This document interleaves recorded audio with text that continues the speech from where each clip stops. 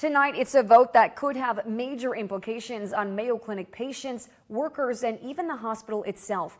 87% of members with the Service Employees International Union at Mayo Clinic's Methodist Campus voted to end a no-strike agreement with their employer, saying they've had enough. It's a story that stretched on more than a year now on two different Mayo Clinic campuses. Just down the road at St. Mary's campus, SEIU members voted 91% to break that same agreement last May.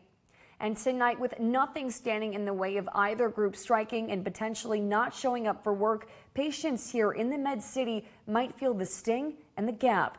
ABC 6 News reporter Brandon Antony takes us inside this story. Brandon, you spoke with patients this afternoon. What are they saying? Maisie, yeah, despite the fact the strike could really hurt patients, still the ones I spoke to say they side with SEIU members. But just because they agree they deserve better doesn't mean they aren't nervous. It's been an ongoing battle between SEIU workers at the Methodist campus and Mayo Clinic, with 600 frontline workers in desperate need of a contract. Thursday, things came to a head as those voted for the right to strike, ending a decades-long volunteering agreement with Mayo Clinic. It's a decision they hope will speed up negotiations. I think that gives us infinitely more bargaining power than, well, as you said, for the last 50 years. We've never had that ability. We've never been able to put that on the table like, hey, just so you know, we can do this if we want to. The Methodist Union did get a satisfactory contract offer last March, giving some workers a 6 to 8% wage increase, but not all. We want to make sure that it is now for everybody, hire new hires and people when they hit their 6-month mark as well. And with Mayo's $5 billion price tag on its Bold Forward Unbound project rolling ahead, worker frustration is at an all-time high. Why can't you acknowledge that you can't do this project without us, but you're going to leave us behind in the wake of moving forward with this project? With both St. Mary's and Methodist unions one step closer to a strike, the strain could take a major toll on those they take care of. I can't just go anywhere to address my cancer needs. I know they're addressed here.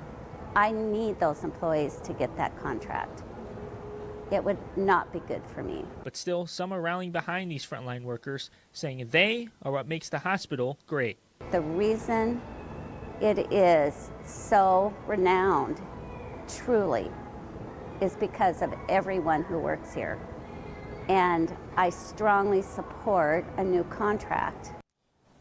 Now, there's a lot of different workers in this union, including patient care assistants, maintenance workers, and even certain surgical technologists, among others. Maisie? Yeah, and Brandon, we know that these back and forth with Mayo and SEIU have been going on for quite some time now. What did SEIU say will be the final breaking point of them actually going on strike? And Maisie, obviously, SEMU going on strike is not something the employees want to do, and they tell me they want to wait and see what happens with negotiations. However, if wages continue to be low, then they'll consider definitely going on strike. Live in Rochester, Brandon Antony, ABC 6 News. All right, thank you for that breakdown tonight, Brandon. And Mayo Clinic has sent ABC 6 News a statement on today's developments, saying in part, quote, Mayo Clinic continues to be committed to supporting our staff and reaching a mutually beneficial agreement through the bargaining process.